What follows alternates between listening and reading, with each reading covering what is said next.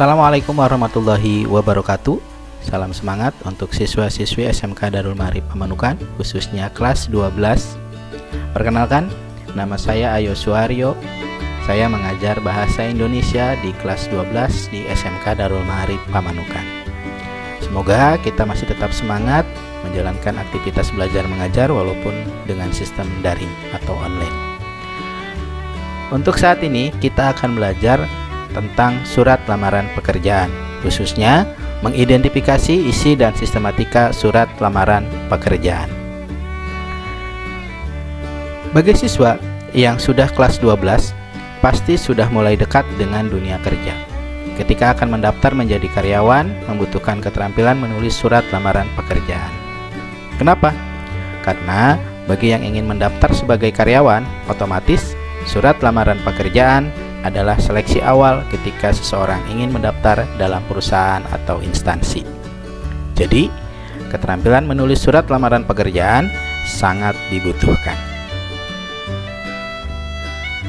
Pengertian: surat lamaran pekerjaan adalah surat dari seseorang yang memerlukan pekerjaan kepada orang atau pejabat yang dapat memberikan pekerjaan atau jabatan.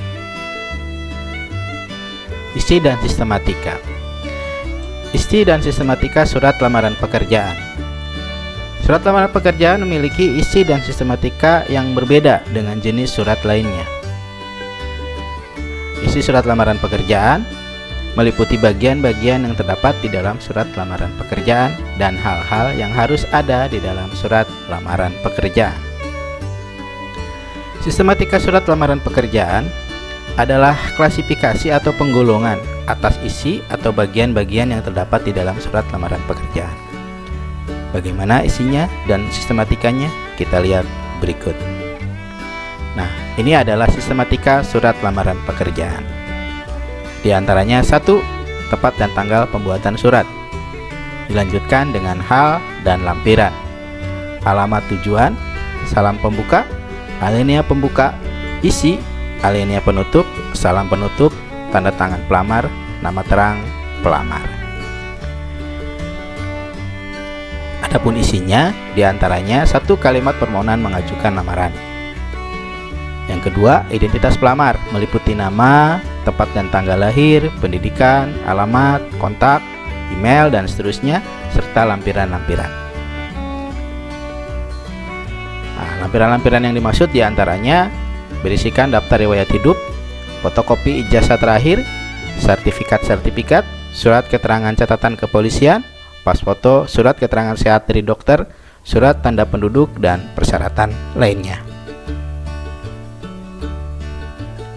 Nah, ini adalah contoh dari surat lamaran pekerjaan.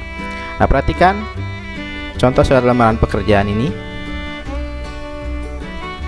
Nah, selanjutnya kita akan melihat sistematika dan isi dari surat lamaran pekerjaan sesuai dengan contoh yang tadi kita tampilkan. Yang pertama adalah tempat dan tanggal surat. Nah, tempat dan tanggal surat ditulis di sebelah kanan atas surat dan tanpa diakhiri dengan tanda titik, seperti dalam contoh Pamanukan 09 Agustus 2021. Pamanukan dan tanggal, tempat dan tanggal dipisah dengan tanda koma. Selanjutnya, cara menulis surat lamaran pekerjaan yang kedua adalah hal dan lampiran. Nah, hal dan lampiran ditulis di sebelah kiri dan di bawah tempat dan tanggal surat.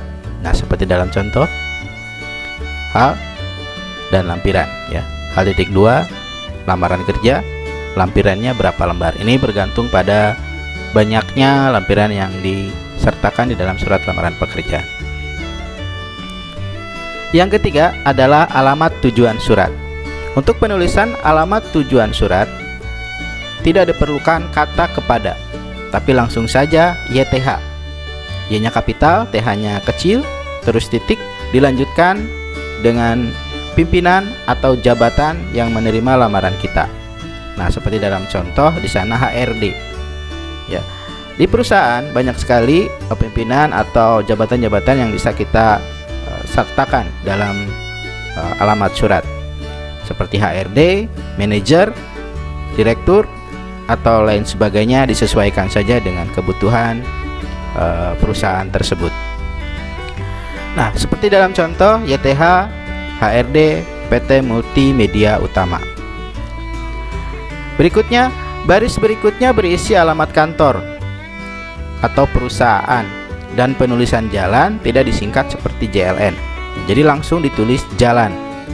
Seperti dalam contoh, Jalan di Pati Ukur nomor 57.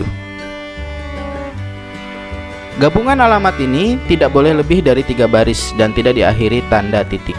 Jadi dari mulai YTH HRD PT Multimedia Utama, Jalan di Pati Ukur nomor 57, Bandung, itu tidak boleh dari 3 baris. Penulisan nama kota diawali dengan huruf kapital dan dilanjutkan dengan huruf kecil. Contoh, Bandung, B-nya kapital, ANDUNG-nya adalah huruf kecil. Berikutnya, salam pembuka. Salam pembuka ditulis sejajar dengan alamat, diawali dengan huruf kapital dan diakhiri dengan tanda koma. Ya, seperti dalam contoh dengan hormat di sana. Yang kelima, alinea pembuka. Alinea pembuka ini bisa berisi kalimat pembuka sebelum menyampaikan isi surat. Ya, seperti dalam contoh di sana ada, berdasarkan informasi lowongan kerja yang dimuat di koran Harian Pikiran Rakyat pada tanggal 5 Agustus 2021, PT Multimedia Utama membutuhkan 9 orang karyawan dengan posisi operator produksi. Nah, ini kalau sumber informasinya dari koran. Ya, jadi cantumkan korannya koran apa, tanggal terbitnya berapa, terus perihal dari isi koran tersebut, isi berita tersebut apa. Terus menggunakan bahasa yang santun, ya, menggunakan bahasa yang santun. Untuk yang keenam adalah isi. Pada bagian isi ini terdapat maksud surat lamaran kerja, data diri pelamar, dan lampiran yang dibutuhkan. Pada contoh terdapat kalimat, melalui surat lamaran ini saya bermaksud untuk mendaftar menjadi operator produksi di PT Multimedia Utama. Nah, itu adalah maksud surat lamaran kerja. Untuk data diri, di dalam contoh surat ini terdiri dari nama, tempat tanggal lahir, pendidikan, alamat, nomor handphone, dan email. Adapun lampiran-lampiran yang disertakan di sini ada 7: fotokopi ijazah, fotokopi KTP, sertifikat kompetensi, transkrip nilai, surat catatan kriminal, surat keterangan sehat dari dokter, dan daftar riwayat hidup. Nah, untuk lampiran ini bergantung dari dokumen-dokumen yang dimiliki oleh si pelamar. Jadi disesuaikan dengan dokumen yang dimiliki si pelamar tersebut. Yang ketujuh, kalimat penutup. Kalimat penutup ini berisi harapan besar si pelamar kerja agar dapat diterima. Contohnya di sana, demikian surat lamaran pekerjaan ini saya buat, besar harapan saya atas terkabulnya lamaran ini. Atas perhatiannya saya ucapkan terima kasih. Nah, yang kedelapan, salam penutup. Di atas atau di awal tadi ada salam pembuka, maka di akhir pun ada salam penutup. Berisi salam penutup disesuaikan dengan salam pembuka. Salam pembukanya tadi dengan hormat, ya, maka ditutup dengan hormat saya. Kalau awalnya tadi assalamualaikum, diakhiri dengan wassalamualaikum. Diakhiri dengan tanda koma, ya, hormat saya, koma. Contoh, hormat saya, koma. Nah, di dalam surat ini tidak disertakan koma, harusnya disertakan koma.